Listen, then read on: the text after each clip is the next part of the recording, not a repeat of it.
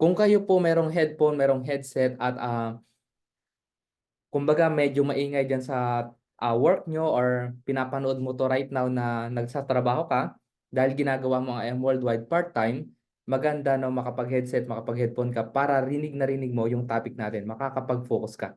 At kung ikaw naman wala kang ginagawa right now, pwede ka pong manood nitong live na to, punta ka sa isang sulok, yung walang makakadisturbo sa'yo. Okay? And I start na natin yung ating training. So wag na nating patagalin. Gusto kong kumbaga magkakaroon kayo ng idea paano mag-close ng deal. Okay?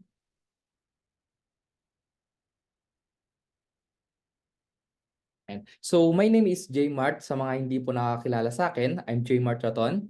And ito po yung ating topic right now, how to close the deal effectively.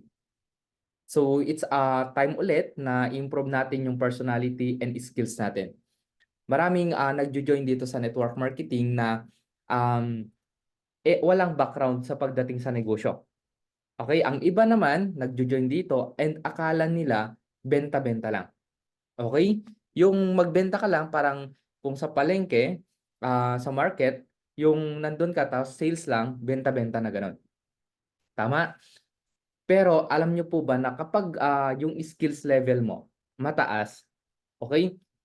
Alam mo kung paano gawin yung business, mas nagiging madali sa'yo yung pag-close ng deal, yung pagbebenta. Ibig sabihin pala, pinag-aaralan kung paano mag-close ng deal.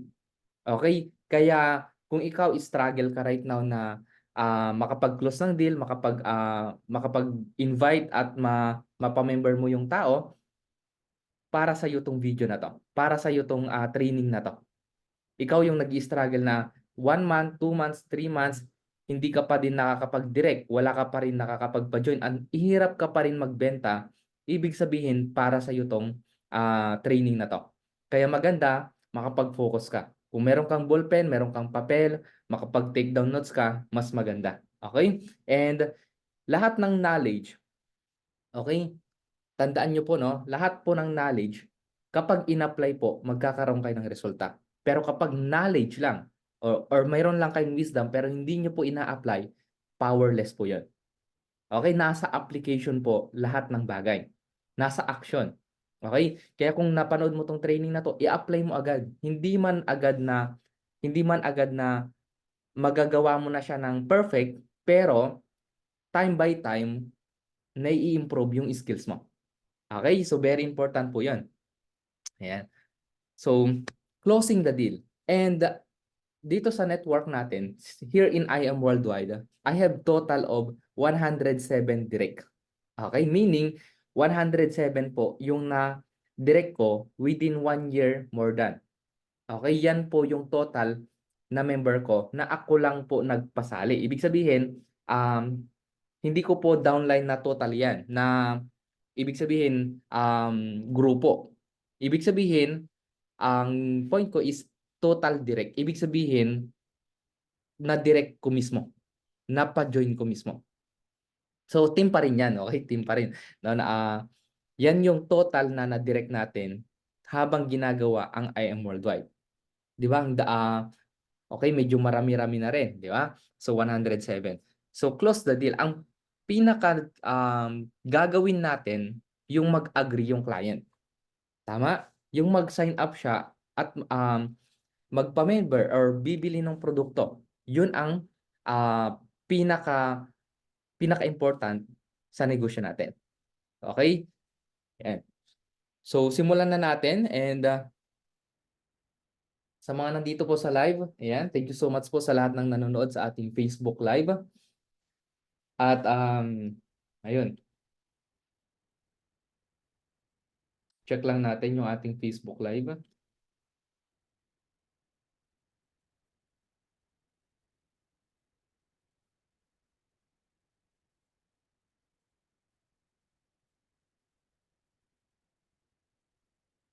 Check natin yung sounds.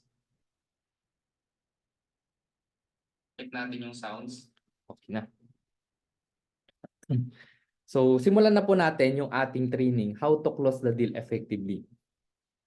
Ang unang pong very important sa paglo-close ng deal, yung ma-build mo yung confidence mo. Okay? Ibig sabihin, kapag nakita ka ng client mo, okay, nakita ka ng prospect mo, iba yung aura mo.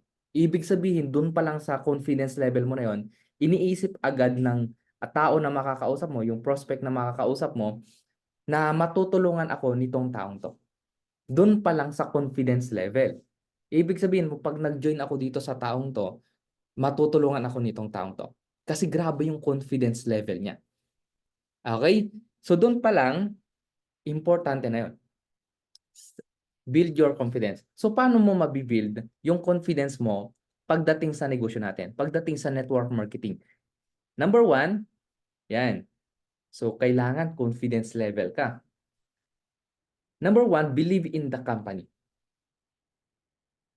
Ibig sabihin, yung ginagawa mong negosyo, yung kumpanyang ginagawa mo, dapat believe ka 101% na matutulungan ka ng kumpanyang to. Okay? Na kapag tinrabaho mo, talagang mababago yung buhay mo. And pag-aralin mo yung pag-aaralan mo diyan yung background ng company, sino yung mga may-ari, 'di ba? Ano yung personality ng mga may-ari, okay? Paano nila pinapatakbo yung negosyo, okay? Yung company, yung president natin, vice president natin. Alam niyo napakaganda dito sa IAM Worldwide kasi ginagawa lahat ng IAM Worldwide ng mga owners na tulungan lahat ng distributor. Pagdating sa bebenta ng product natin, pinaganda na ng kumpanya na kumuha siya ng mga kilala, mga ambassador na kilala na kapag imagine niyo na lang po bago nating ambassador si Miss Marian Rivera, okay? 29 million almost yung kanyang followers sa kanyang Facebook account. Ibig sabihin kilalang-kilala po siya here in the Philippines. Hinawakan ngayon niya yung produkto. Okay? Kumbaga ine-endorse niya yung business na ginagawa mo. 'Di ba napapabilis yung pagnenegosyo mo? Doon pa lang grabe ang laki na ng tulong ng kumpanya. Meron tayong iba't ibang mga billboard sa EDSA and yun pala ang laki na ng tulong ng company. Ibig sabihin tutulungan ka talaga ng company. Ganon yung belief system mo. Okay? Pag-aralan mo din yung mga branches natin, 'di ba? Yung branches pa lang natin, ang laki na po ng tulong pagdating sa negosyo natin. So ano yung mga background ng companies? Pag-aaralan mo 'yon, masterin mo 'yon. Okay? Doon pa lang mabibuild na yung confidence mo na kapag hinataw mo yung business na 'to, mababago yung buhay mo through IM Worldwide, through that company. Okay? Pangalawa, master your products. Lahat ng produkto natin, paano inumin, ano yung benefits nito, okay, ano yung effective nito, okay, lahat ng detailed about the product, kailangan master na master mo 'yan. Para pag tinanong ka po ng prospect mo, ano yung lasa ng barley? Okay? Do'n pa lang, alam mo kung ano yung isasagot. Pag tinanong ka ng tinanong ng prospect mo, alam mo saan po galing itong mga products na 'to, 'di ba? Saan manufactured, do'n pa lang master mo dapat 'yon. Okay? Lalo kapag ang iniisip ng prospect mo, ibig sabihin negosyante siya. Kapag ba dinala ko 'tong mentor ko na 'to is ah, sa mga iba't ibang mga presentation sa mga client ko since bago pa lang ako, matutulungan ba ako nitong taong 'to? So ibig sabihin dun pa lang dun sa master mo yung product, napakaimportante na yun. And pinakaimportante sa lahat din, master your marketing plan. Okay? Lahat ng detailed, pag-aaralan mo yon. From 13 ways to earn, ano yung benefits, saan magla-login, ano yung website, every detail niyan, pag-aaralan mo. Okay? Para kapag tinanong ka ng prospect mo, paano ang kitaan niyan, magkano yung referral niyan, paano ako magja-just for you, paano ako mag-encash, everything about the marketing plan. Kasi ano na yan ways of earnings na yan, kitaan na yan, business na yan. Okay? Yan na yung paano siya kikita habang nagpe-present ka. Example na habang nagpe-present ka, tinanong ka ng mga bagay-bagay na to, dapat alamin mo kung paano mo siya sasagutin. Okay? So master your marketing plan. And last, okay, believe in yourself. Okay? Do'n pa lang sa tiwala ka sa sarili mo na kayang-kaya mo, okey?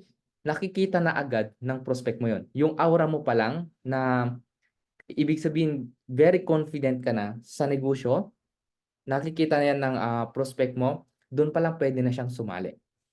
Naklo-close deal mo na siya, okey? Kasi ang hirap pong sumama sa isang tao na walang bilib sa sarili. Na kaya ko ba 'to, 'di ba? Magagawa ko ba 'to? And yung mga gano'n na self-doubt sa iniisip natin or limiting belief sa sarili natin, tanggalin natin 'yun. Hindi siya nakakatulong once na nagko-close ka ng deal. Example, nagsabi ka, maganda po talaga yung business pero back of your mind, parang hindi mo alam kung maganda ba talaga or hindi, 'di ba? Tapos, maganda po yung just for you natin, give me five natin, pero parang hindi ka makapaniwala ng magagawa yon, 'di ba? 'Pag gano'n, yung belief system mo sa sarili mo, ang hirap po pagdating sa presentation sa gano'n.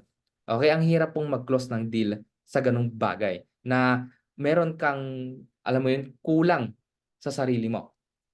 Okey, kailangan all in ka sa negosyo natin.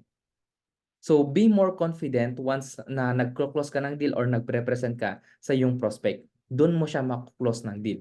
So, ano yung pinakaimportante na gagawin mo? Okay, action agad 'no, always attend trainings. Dun sa mga trainings natin, ang dami po nating mga trainings. Attend ka ng mga IBP natin, IM Business Presentation. Ang dami po, everyday po 'yan, yung mga business presentation natin. Makinig ka po dun. Parang, sa pakikinig parang music lang 'yan na the more na pinapakinggan mo siya, in the first place hindi mo pa alam, napakinggan mo lang. Pangalawa, sinusundan mo na yung lyrics. Pangatlo 'no, wala na yung lyrics, okey, wala na yung tugtog, kinakanta mo na siya mag-isa. Okey, nakabisado mo na siya. Ibig sabihin repetition is the mother of all learnings. Lahat po ng, para matutunan mo isang bagay, repetition lang. Gagawin mo siyang habit. Ang pag-attend ng training, habit mo na dapat. As a new member or nagne-network ka na, habit mo ang pag-attend ng training. Very important sa negosyo natin 'yan. And thank you so much po sa lahat ng nanonood sa ating Facebook Live. Habit, gawin niyo pong habit ang training. Okay, next, ito po. Pupunta tayo sa pangalawa, before and during presentation. Ibig sabihin, bago ka mag-present or habang nagpre-present ka, ito po yung very important na ma-analyze mo or gagawin mo siya. Okay? The art of questioning, the person who asks the question controls the conversation. Ito yung art ng questioning. Napaka-importante yung pagtatanong. Alam niyo po ba na um, I've been in network marketing na ang akala po ng iba, kailangan magaling kang mag-sales talk. Okay, sino po dito yung mga nagsasabi na para makapagbenta ka or para makapagpa-join ka, kailangan magaling kang mag-sales talk, magsalita. Magaling kasing magsalita 'yan, kaya para sa kanya yung business na 'yan. Alam niyo, ang pinakanatutunan ko sa lahat, magaling ka dapat magtanong. Okay, ano yung importance ng pagtatanong? Okay, mamaya pag-uusapan natin.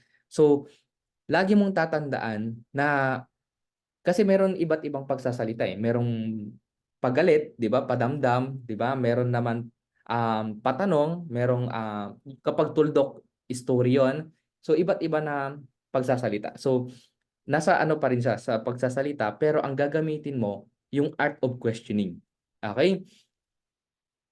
So, number one, knowing your audience. Very important na kapag ito is big presentation man 'to or one-on-one presentation, okay, it's either ni-refer 'to ng mga kaibigan mo or, ikaw mismo i-invite ka, kailangan kilala mo itong taong 'to, okay? Yung taong kakausapin mo, mga taong kakausapin mo kung marami, okay? Ano yung, paano mo sila kikilalanin? Alamin mo dapat yung reason why nila, yung why, knowing their why first. Ito ang pinakasikreto sa lahat, okey? Sa lahat ng prepresentan mo, alamin mo dapat yung dahilan nila kung bakit nila bibilhin yung produkto mo, okey, bakit nila sasali sa negosyo mo. Ano yung needs, wants, or desire or problem ng prospect mo? Ito po yung pinakaunang-unang gagawin mo once na nag-share ka ng opportunity ng products. Alam mo dapat yung reason why nila. Okay? So, ayan. Nasusundan po. Yan, thank you so much po sa lahat ng mga um, comment sa ating Facebook Live. So, yan. Needs. Yung prospect, baka meron siyang kailangan. Ibig sabihin, parang sa ano yan, sa product, kailangan niya yung produkto dahil sa kanyang health problem or sa mga kakilala niya na may health problem. Okay, ano naman yung wants? Mga gusto niya. Example sa opportunity, gusto niyang dagdagan yung pagkakakitaan niya, kulang yung kinikita niya, gusto niyang dagdagan. Okay na siya sa income, pero gusto niya pang magdagdag ng pagkakakitaan.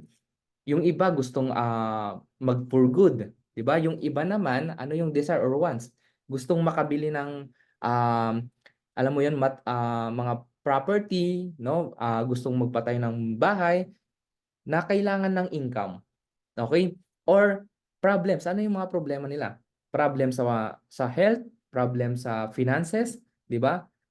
Problem sa time, yung alam mo 'yun, trabaho ng trabaho po pero meron naman income pero bugbog siya sa trabaho. Gusto niya ng time freedom habang kumikita. Okay? So iba't iba yung needs, wants, or desire or problem ng prospect or clients. Kailangan in the first place, malaman mo dapat yon. Okay? So, eto meron lang akong kwento, no? Meron akong kwento, ito yung story ng dirty tactics ng isang car dealing company. Since nasa sales yung pag-uusapan natin, paano ka mag-close ng deal, so ito, kwento to. Okay? Meron isang car dealing company na yung agent, lahat ng pumapasok ah, doon sa store or yung bilihan ng sasakyan, lahat ng pumapasok doon, paglabas, bumibili ng sasakyan. Okay, ganun po ka-powerful yung agent na yon. Okay, and yung mga pumapasok doon, mga couple.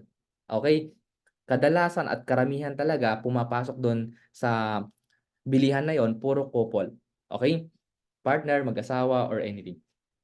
Couple po.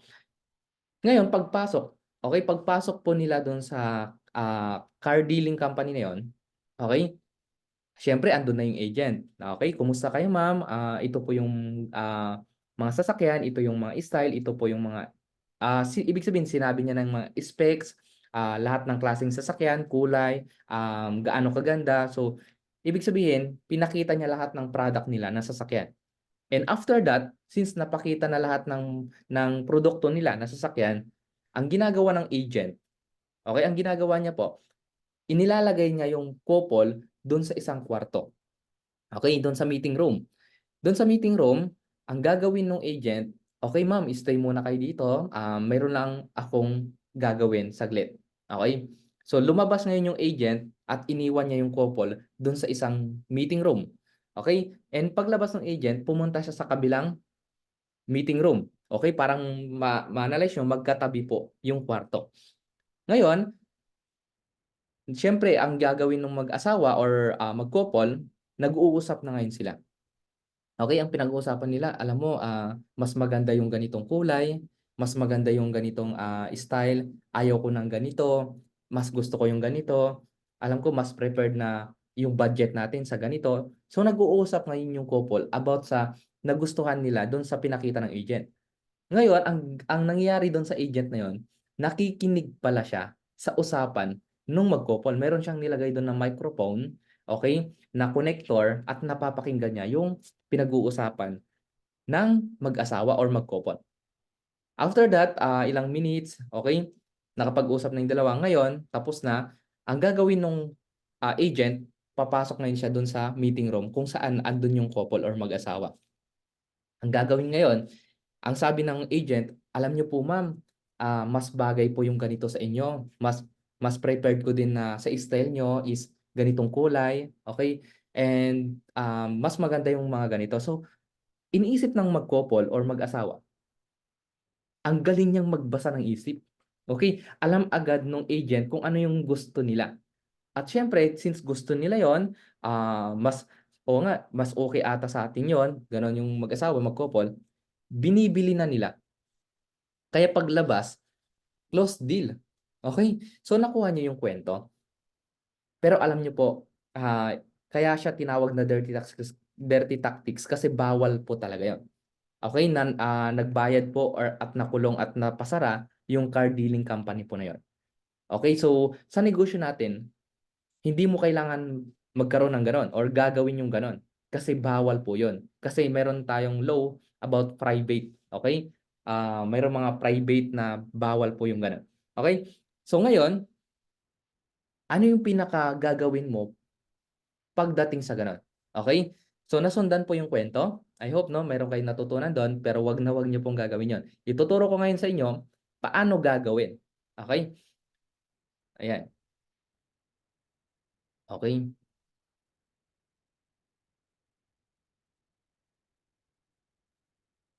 sorry.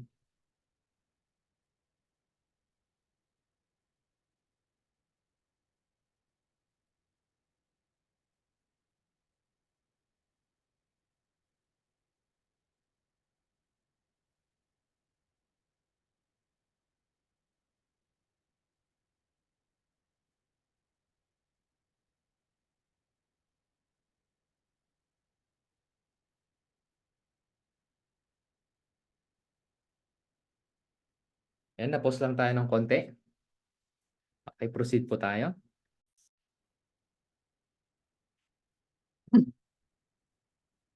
Okey.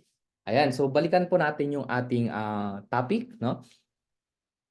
Ngayon, hindi niyo na po kailangan yung, maging gano'n, yung ilalagay niyo pa yung mag-couple or mag-asawa dun sa isang kwarto para magbenta ng barley at mapakinggan kung anong gusto nila, hindi po gano'n. Okey, meron tayong, ito takikwe para madali niyo pong matandaan. Sa mga nanonood po sa ating Facebook Live, okey, meron tayong mas madali mong maunawaan itong takikwe. Okey, ano yung takikwe? Ano ibig sabihin ng takikwe? Okey, tapusin ko na 'tong tatlo na 'to.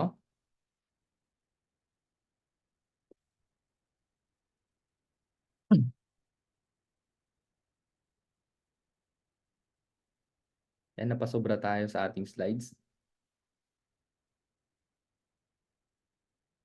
Yan.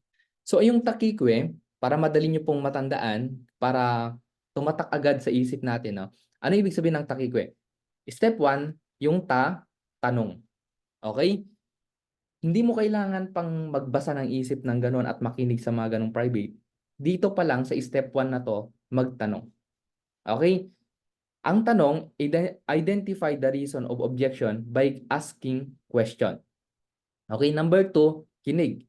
Listening to their answer to learn the real reason of objection. Number three, kwento. Handling or answering the objection by using stories, analogy, or third person.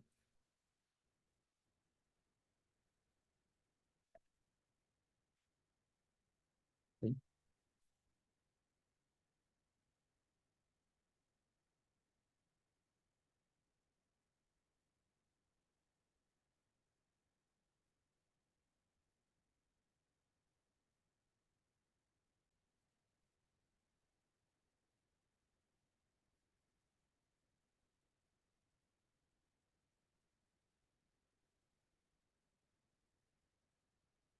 May nakaligtaan pala tayo dito. Okay. Okay, balikan natin ng konti yung kwento 'no. Ibig sabihin, kapag alam mo na yung needs, wants, or desire at problem ng prospect mo, magagawa mo ng maiposisyon ang product at opportunity mo as a solution sa problems nila and as a vehicles para makuha nila yung mga wants and desire nila.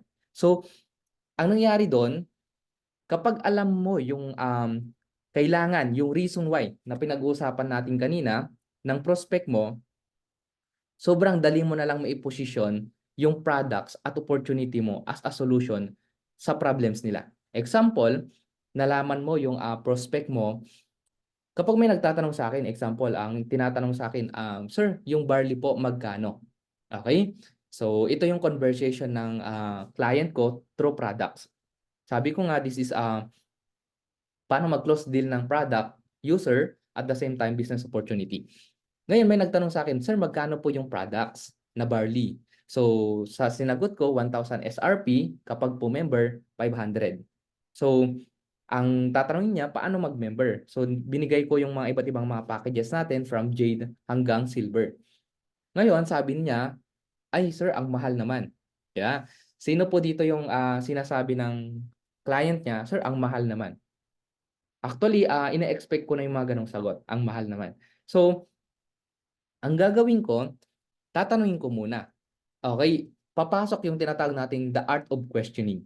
Tatanungin ko yung client ko kung ano yung health problem at sino ang gagamit ng products na barley. In the first place, nagtanong siya yung barley. Ibig sabihin, meron siyang dahilan kung bakit siya nag-inquire at kailangan niya yung produkto. So, the first place, tinanong ko sino po yung gagamit po ng barley at ano po yung kanyang health problem. So, sinagot niya merong high blood, may diabetic, at iba't ibang mga health issues. Ngayon, tatanungin ko or tinatanong ko kung gaano na katagal yung ganong problem niya. So yung iba, "Sir, mahal na nga yung ginastos namin sa ospital, pabalik-balik na kami no'n, pero hindi pa rin gumagaling, bumabalik pa rin yung sakit, ang tagal na po niyang problem, ang laki na po ng gastos." So yung iba nagsasabi pa nga ng gastos almost 100,000 plus. Alam niyo po, pinakagagawin ko dun, tatanungin ko siya kung nakita niya po yung mga testimonials na natin sa barley, okey? So, kasi very important pa rin sa pagko-close ng deal yung testimonials. Kung ano yung sino na yung mga nakagamit ng barley at ano yung naging effective or naging effect sa kanila. So, tinatanong ko, sabi niya naman, nakita ko na po yung mga testimonials or yung iba naman, hindi pa. So, ang ginagawa ko kapag hindi pa nakita yung mga testimonials, ipinapasa ko. Okay, meron kasing akong album na andun lahat yung mga testimonials sa produkto. Ngayon nagbasa siya dun, nakita niya tapos sinabihan ko siya kung paano gamitin yung barley. Paano yung mga tao na gumaling through our product at paano yung pag-take nila. So, recommended naman natin is 3 times a day na pag-take ng Amazing Pure Organic Barley, 30 minutes before meal para mabilis ma-absorb ng katawan yung barley kapag empty stomach. Okay, ang maikakalat muna sa katawan natin yung barley. Okay, kapag empty stomach. Kaya napakahalaga na yung barley tinetake siya 30 minutes before meal. Okay? Ngayon, ang sasabihin naman niya, okay, siyempre nilagyan ko na ng mga recommendation, 3 times a day, at least 2 months to 3 months continuous na pagtitake. And kinumpyutan ko siya kung ilan yung product or boxes na magagamit niya. Alam niyo po, kapag member po yung gagamit ng produkto, okay, member, 500 na lang 'di ba per box, 50 pesos na lang per sachet. So ang nagagamit 'pag may health problem nasa 10 boxes kada buwan. So that around 5,000. So kung 3 months, nasa 15,000 yung gastos niya. Pero ang laki na po ng improvement nung gagamit ng products within 2 to 3 months. Okay, imagine niyo po, 2 to 3 months tuloy-tuloy continuous ng product, ang laki ng improvement. 15,000 lang po nagastos niya. Compare sa 100,000 yung ginagastos niya po. Eh, ang dami nating mga testimonials na alam niyo po ang bilis ng effective sa kanila. 2 months nga yung iba, nabawasan yung mga maintenance, yung iba gumaling talaga. Okay? So, dun pa lang, okay, since yung sinasabi ko nga kanina, number 1 na topic natin, yung confidence level ko andun na. Bakit? Kasi kita ko at na-interview ko mismo yung mga taong gumamit ng produkto. Kaya sobrang laki ng tiwala ko through product. Okay, tapos pinag-aralan ko kung ano yung effective ng product, dun pa lang sa tinatawag ko kanina, build confidence, dun nakakapag-close ng deal ka dun. So, since alam ko yung problems nung client, na-detailed ko kung paano siya gagamit ng product, ang gagawin na lang nung client, siyempre susubukan. Okay, kapag gano'n, it's either siya sa membership agad to get 50% discount lifetime para hindi na masayang yung pera niya, bilhin niya na agad yung package para next purchase discounted. Same naman, ang magagamit niya nasa 30 boxes o pwede na dun sa gold package or silver package. Tapos next purchase, 500 na kada boxes. 'di ba? So, yung iba naman, ita-try muna. At least try muna, at least 2 bucks to 3 bucks. O ibig sabihin may close dealing ka na do'n. Ibig sabihin ang bilis mong maiposisyon yung produkto mo, okay, sa taong alam mo yung dahilan nila. Kung kanina namahalan siya pero nung nakita niya yung value ng product, okay, needs and wants and desire or problem ng prospect mo, nalaman mo, automatic po yung sales. Okay? So, yun po about product user. And pagdating naman po sa opportunity. Ngayon, tatanungin ko siya, siyempre, inalam ko muna yung problem or desire niya. Yung iba, pagod na sa trabaho, kulang yung kinikita. Ang tagal nang nagtatrabaho pero walang ipon, walang nangyayari, walang pagbabago. Okay, maraming loans. So doon pa lang, yung reason why niya kung bakit siya magjo-join sa business ko, yung bagay na yon. So tuturuan ko siya kung paano kumita, ilalatag ko yung marketing plan. So marketing plan naman yung pag-uusapan doon. Paano siya kikita, paano siya magbenta, tutulungan ko siya into business. Okay? Basta willing siyang magbigay ng time or effort na gawin yung negosyo. Okay? Yung bagay na yon, nalaman ko sa kanya yung needs niya or problems niya. Dito nakalagay dito, okay, at opportunity mo as a solution sa problems nila. Na i-position mo ngayon yung sarili mo. Okay? Ayan po. So, very important po yan na malaman mo yon. Tapos, i-share mo ngayon kung paano gagawin yung business. Yun naman kapag business approach. So, magagawa mong i-position ang sarili mo as the problem solver and a friend offering a help and a solution. So, doon pa lang sa product kanina, hindi ko lang siya basta binebentahan. Okay? Gusto ko siyang tulungan. Kaya ang lahat, yung product natin, nagawa yan, okay, para makatulong sa iba. Okay? Hindi para kumita ka. Okay? Or hindi para kumita lang tayo dahil tayo nagbebenta ng barley. Kaya tayo, minsan mararamdaman kasi yon ng prospect na nagbebenta ka lang ng produkto para gusto mong kumita. Kasi ang thinking mo, para sa sarili lang natin. Okay? Pero kapag nag-focus ka sa prospect mo, sa clients mo, kung ano yung needs, wants, or desire nila, ikaw ngayon nagbibigay ng solution or tulong sa kanila. Ibig sabihin, kapag nakaramdam ka ng rejection sa ganitong pamamaraan, hindi ikaw yung nire-reject ng prospect. Okay? Tandaan mo na hindi ikaw ang nire-reject. Ang nire-reject nila yung solution doon sa problema nila. Okay? So very important po yan na malaman mo yung reason why. Okay? Number 1 po na technique po yan.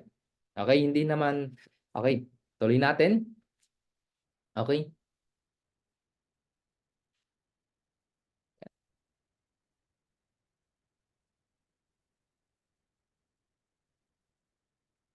Sorry.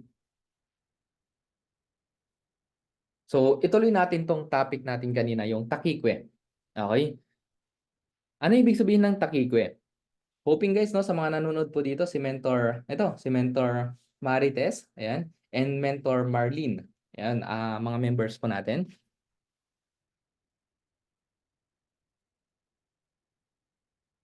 Okay. Example, yung takikwe natin, yung step 1, tanong. Step 2, kikinig. Step 3, kwento or kwento. Kapag nagsabi sa iyo ng prospect mo, during presentation or pagtapos na-share mo na yung product, na-share mo na yung kitaan, tapos ang sabi sa iyo ng client, itong mga bagay na to. Okay? Wala kasi akong pera. Nakikita niyo po sa baba? Wala kasi akong pera, friend eh. Ngayon, ang gagawin mo o ang gagawin natin, babalik tayo doon sa step 1, tanong. Friend, tanong ko lang bakit wala kang pera? Kasi yung iba, pwedeng palusot lang, okay? Pwedeng totoo. So para maiwasan mo yung mga palusot na objection ng prospect mo, importante na gagawin mo tong step 1. Tanong, wala kasi akong pera eh. Tatanungin ko siya na, bro, ba't wala ka palang pera? Okay? Ngayon, magsasabi siya ng reason kasi nagastos ko sa ganito, sa family ko, or may abalahan ako ng ganito, or may naka-budget na ganito, or maraming reason why. Ngayon, step 2, ito yung very important at pinakamadali sa lahat, yung makinig. Makinig ka doon sa sinasabi ng prospect mo. Okay? Listening to their answer to learn the real, totoo, reason of objection. Kung totoo ba talaga yung dahilan niya, kung bakit wala siyang pera. Okay?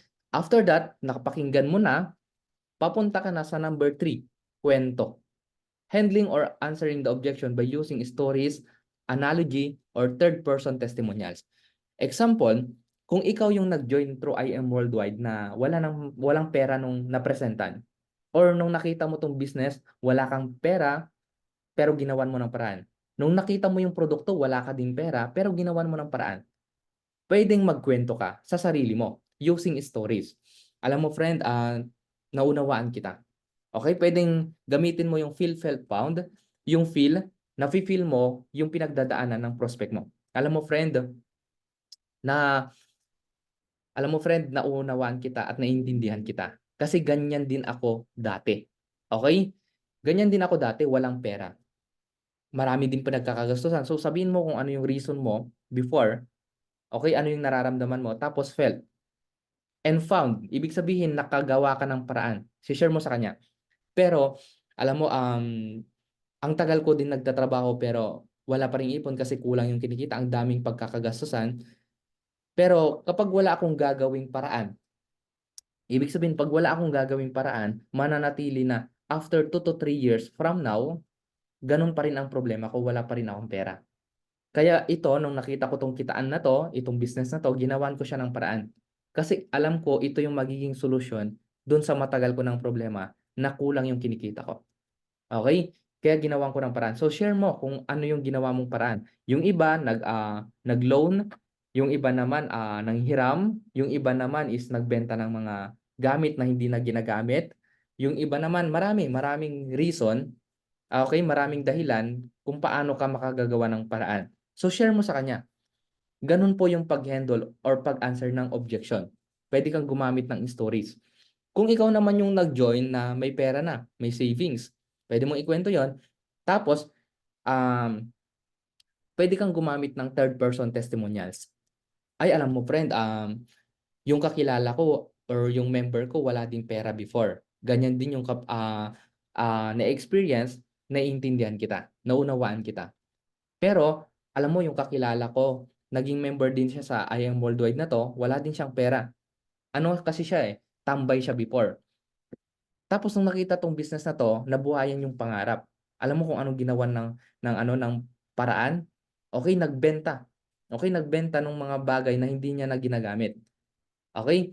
Naka-put up siya ng capital, nasimulan niya 'tong business na 'to. Okey, gano'n po. Ibig sabihin, gagamitin mo yung story, analogy, or third person testimonials. I-e-educate mo sila para makagawa sila ng paraan. Kasi nga nagustuhan nila yung business. Okey?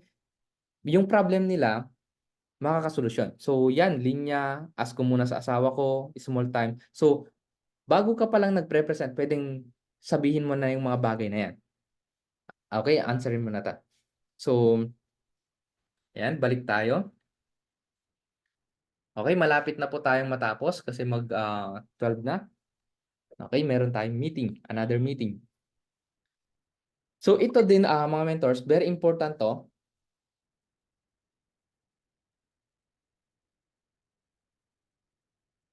Okay, very important to na sa prospect mo, alam nyo ba na back of their mind, habang nagpre-present ka, ito yung mga tanong nila.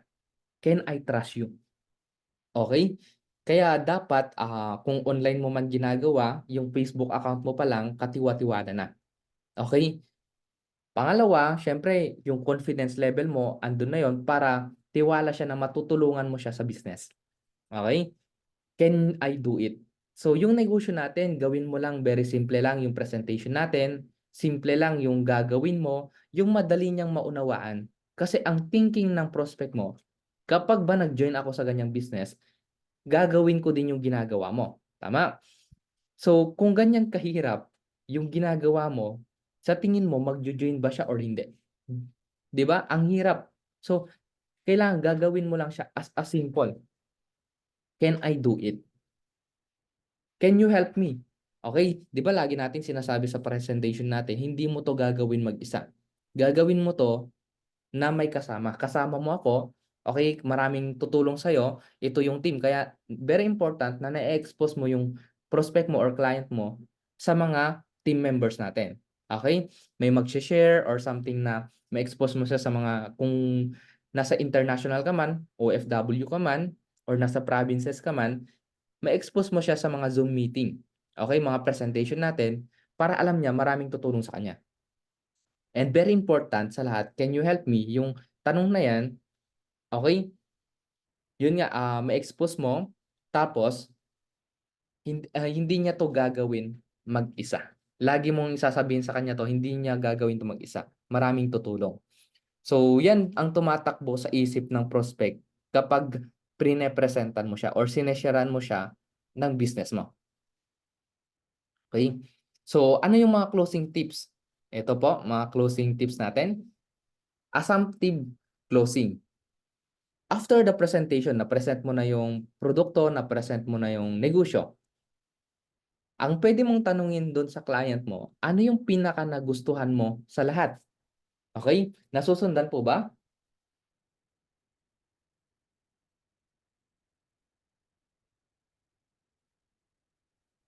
Okay? Ano yung pinaka nagustuhan mo sa lahat? Sa lahat ng mga present ko. Ang pinaka ano dito, ang pinaka logic dito, babalik kasi siya sa babalik doon sa iisipin niya lahat yung pinaka nagustuhan niya doon. Ibig sabihin, positive po yung pwede niyang i-response sa'yo. Ano yung pinaka nagustuhan mo sa lahat? So, sasabihin niya, napakaganda yung produkto, napakaganda yung kitaan. Tanungin mo din, ano yung pinaka nagustuhan mo sa lahat ng nabanggit kong package na membership? Oh, doon pa lang, sasabihin niya yung pinaka nagustuhan niya. Positive response po yan. Okay? Ito, pangalawa, the challenge close. Okay?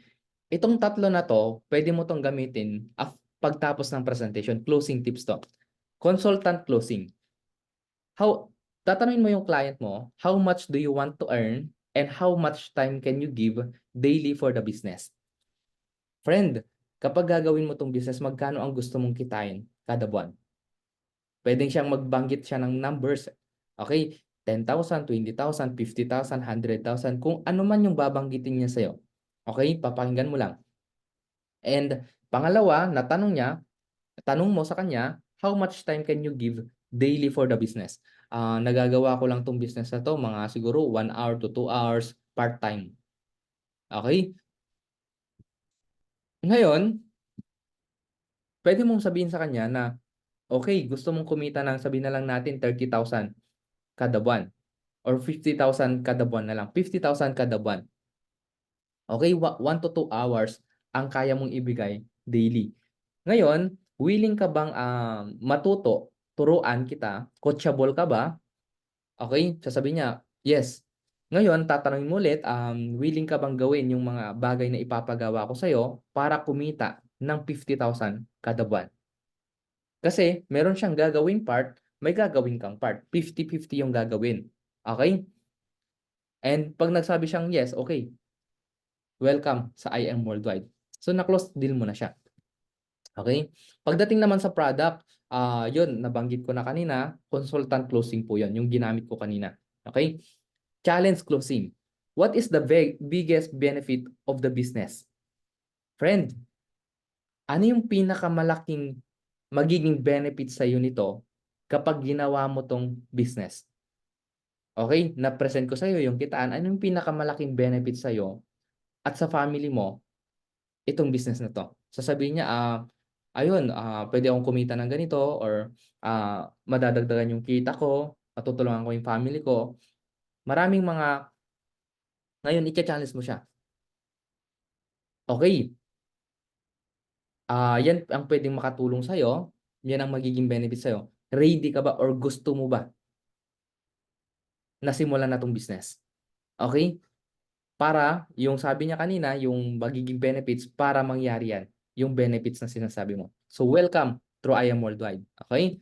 So, yan po, challenge closing. So, ibabalik mo sa kanya, yung challenge closing, ibabalik mo sa kanya, i-challenge mo siya, yung reason niya, yung dahilan niya kung bakit siya mag-join sa business na to. Ano yung nakita niyang benefits, i-challenge mo siya doon. Okay? Number 3, number closing. Okay, ito, very napaka-importante itong number closing kasi dito mo maa-identify sa prospect mo or clients mo yung bagay na kulang doon sa present mo. Okay, like example, nag-present ka, something may kulang. Hindi pa siya naku-close ng deal, hindi mo pa napasabi na, okay, jojoin na ako dyan. Dito mo ma-identify sa number closing. Friend, from 1 to 10. From 1, ready ka na sa negosyo natin. Ay, from 1, sorry. Balikan natin. From 1, hindi ka ready sa business natin. From 10, ready ka na sa negosyo natin. Okay? Ilan yung chance? Okay? From 1 to 10, ilan yung chance na ready ka na sa business natin?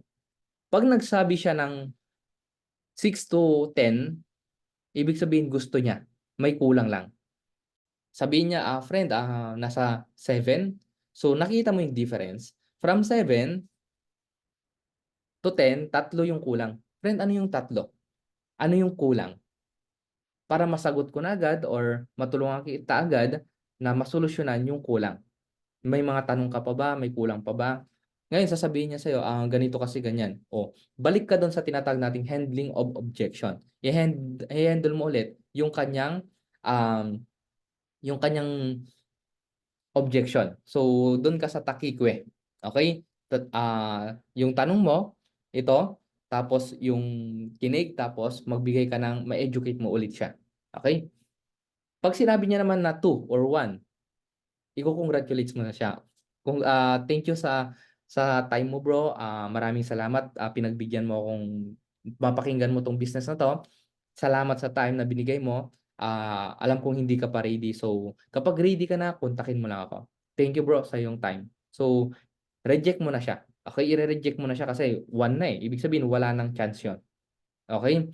Baka may something na pinagdadaanan siya or something na hindi pa siya ready. So, pwede mo siyang balikan. Ilalagay mo lang siya ulit sa prospect follow-up. Okay? So, yun po. Ito. Bonus na lang to. Last na tayo. Yan, matatapos na tayo. Bonus. Pwede kang mag-close ng deal, one leg closing, one account positioning.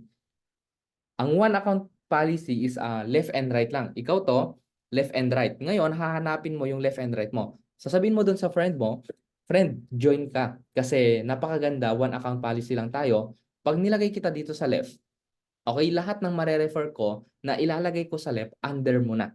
Ikaw kasi unang nagdesisyon, ikaw unang pumosisyon. Under mo na agad. Ganun po yung one account policy natin. Okay, kaya very important dyan, master mo dapat yung marketing plan. Okay? Cut off closing. Example, nag-join siya ngayong Wednesday. Okay? Ngayong Wednesday, nag-join yung friend mo. Friend, pag nag-join ka ngayon, hanggang Monday yung cut off natin, lahat ng papasok into business natin, lahat ng papasok, okay, after pagdating ng Tuesday, pwede mo nang i-encash yung income mo. Para pagdating sa Friday, meron ka agad income. Balik na agad yung pinuhunan mo. Trabahuin na agad natin yung negosyo. Ngayong palang Wednesday.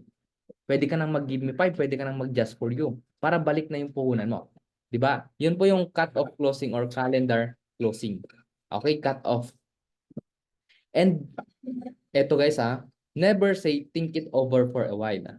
Example, pagtapos ng presentation mo, ang sabi mo, okay friend, na-present ko na sa'yo. Sige, pag-isipan mo. Okay? Pag ganun po, sayang yung time. Andun ka na. Okay? Do your best always. Ibigay mo na yung best mo na makausap yung client mo na mapapiin siya. Hanggang malaman mo yung pinakatotoong dahilan niya, yung pinakatotoong reason why niya, ba't niya gagawin yung business, or nagsabi na siyang no talaga, ginawa mo na yung best mo, nasagot mo na lahat yung mga objection niya, pero ayaw niya talaga, doon ka na titigil. Pero kapag na-present mo at hindi mo pa ginagawa yung pag-handle ng objection, huwag mong sasabihin to, never say think it over for a while. Paano kapag biumahay pa kayo ng iba't ibang mga provinces at Lalo 'pag ibang bansa na yung prinepresentan mo tapos sasabihin mo lang, 'di ba ang daming time consuming na nasayang. So gawin mo yung pinaka-best mo. Be aggressive, always aim for on the spot or OTS, on the spot pay in agad. Example, nagustuhan niya yung mataas na package, nagustuhan ko yung Jade. Pag-ipunan ko muna ng mga 3 months to 6 months. Dun kasi ako magkakaroon ng pera. 'Pag gano'n yung sagot mo, sagot ng prospect, puwede mo nang i-offer sa kanya yung pinakamaliit na package, yung pinakamababa. Puwede sa gold, puwede sa silver package, puwede na dun sa maliliit na package para makapagsimula siya agad. Kasi sayang yung time. Okey, puwede mong sabihin sa kanya yung positioning 'yan, one account policy. Sayang kasi kung 6 months or 3 months ka pa bago mag-join, ang dami ng tao. Okey, ikaw na yung pinaka nasa ilalim, 'di ba? So, very important na kapag hindi kaya ng prospect mo yung matataas na package, puwede mo nang simulan sa mababa. Start na siya agad dun. Ang importante makapagsimula sila, okey? Para matulungan mo na agad, makapag-build ka agad ng grupo, makapag-build agad siya ng grupo at kumita siya agad, okey? So, always aim for on the spot, okey?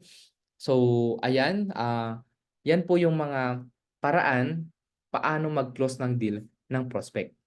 So, okay, I hope 'no, meron kayong mga natutunan sa ating training, okay?